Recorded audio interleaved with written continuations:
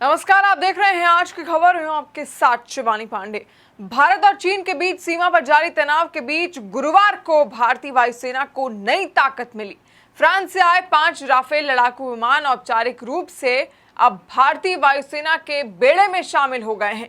इस दौरान अंबाला एयरबेस पर रक्षा मंत्री राजनाथ सिंह के साथ फ्रांस के रक्षा मंत्री फ्लोरेंस पार्ली भी मौजूद रहीं।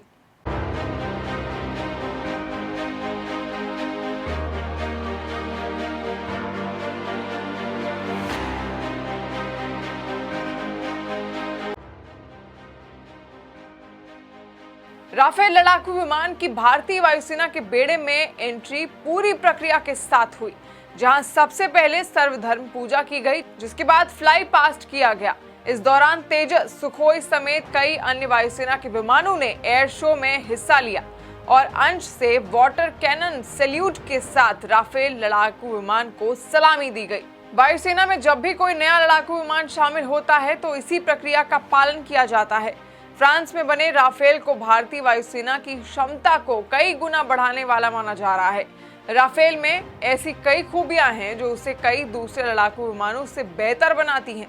ऐसा 18 सालों बाद हो रहा है जब भारतीय वायुसेना में कोई विदेशी लड़ाकू विमान शामिल हो रहा है। वायुसेना की 17वीं स्क्वाड्रन में शामिल हो रहे राफेल की कई खूबियां हैं। इन खूबियों में से एक खूबी यह है कि वो बॉर्डर पार किए बिना ही बालाकोट जैसी स्ट्राइक कर सकता है।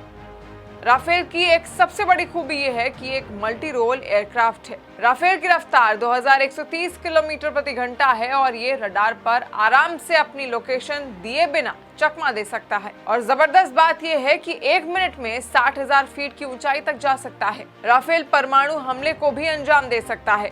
राफेल एयर टू एयर और एयर टू ग्राउंड दोनों ही स्थितियों में जबरदस्त क्षमता रखता है।